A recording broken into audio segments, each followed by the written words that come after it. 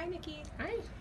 I wanted to talk to you a little bit about your recent restorative conversation with Lorenzo and Jaden. I appreciate you making that time for me to be able to observe that conversation. I thought that it had so many strengths in there. I really liked especially how it ended.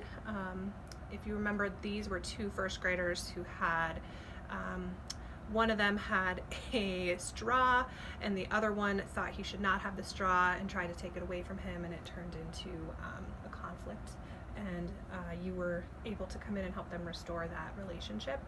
I really, really liked, in the end, the two boys walked out together, like with a plan on how they wanted to build rockets together, and like that they had this like new friendship and something they were working towards together.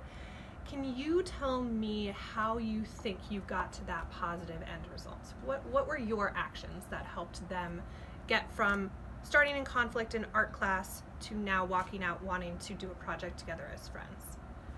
Well, after talking to both boys about the straw and why there was a conflict over the straw, I listened to both of them and figured out that they had a different perspective on what the straw meant to them. So one of them, they had a job of picking up trash on the floor.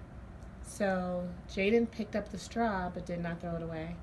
Lorenzo thought he was being helpful in taking the straw and throwing it in the trash, in which Jaden, in his mind, he wanted to keep the straw because he wanted to make a rocket. So to him it was a toy. To Lorenzo it was trash, and that was one of their assignments where we're going to take a few minutes to pick up the trash on the floor. So the conflict was the way that they both saw the straw differently. So when I brought the two boys together, I explained to both of them what the straw meant, and that it was just a difference in how they saw the straw. And one, it meant something to him because it was more of a toy, and the other one, he thought he was doing a job and being helpful. So once they were able to understand each other's viewpoint and perspective, we started talking about what Jaden wanted to do with the straw, and he mentioned he wanted to make a rocket. And then Lorenzo showed some interest in, I like rockets too. So we decided that maybe that's a project that they can do together, and working together on something that they both enjoyed.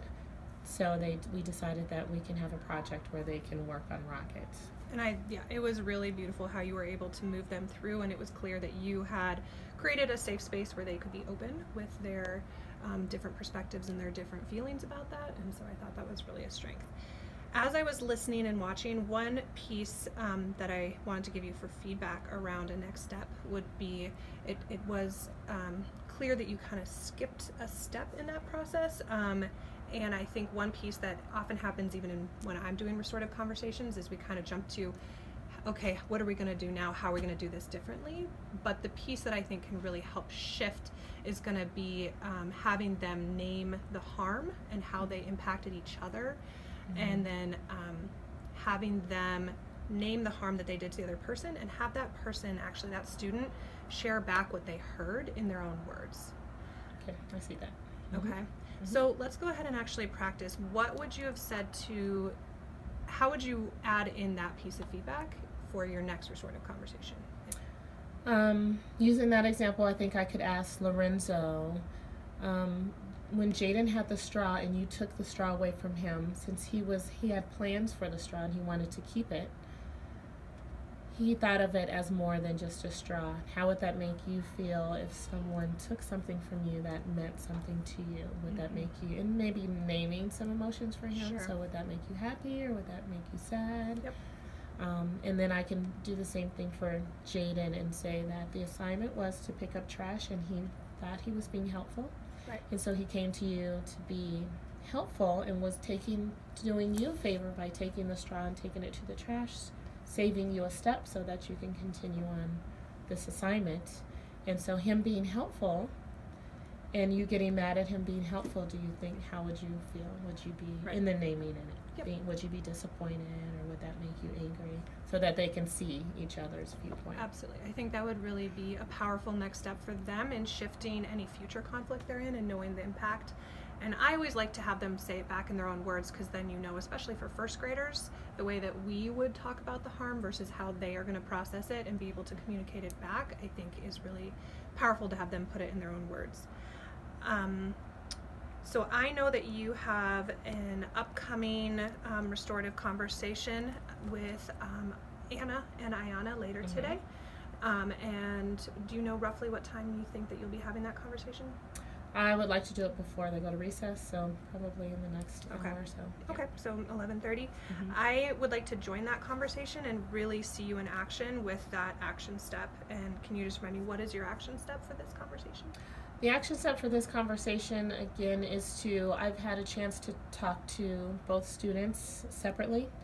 I want to bring them together and, again, go over perspectives and viewpoints and how they see one another, and then have them empathize with how the other one feels in the situation and maybe how they're seen or maybe misrepresenting their feelings for the other person, with maybe projecting how they would feel if they're in that situation, and seeing the other person as it might not be as the way that you see it, and have them communicate openly, and then maybe present an opportunity for them to feel safe enough to, if I have an issue or problem with something that you say or do in the future, that we can either talk or come to an adult and say, I need to have a conversation with this other student. So letting them know that it's okay to use your words and not hold back, but be open with your communication. Okay, great. So I will join you for that conversation. Okay. Thank you. Yeah, thank you.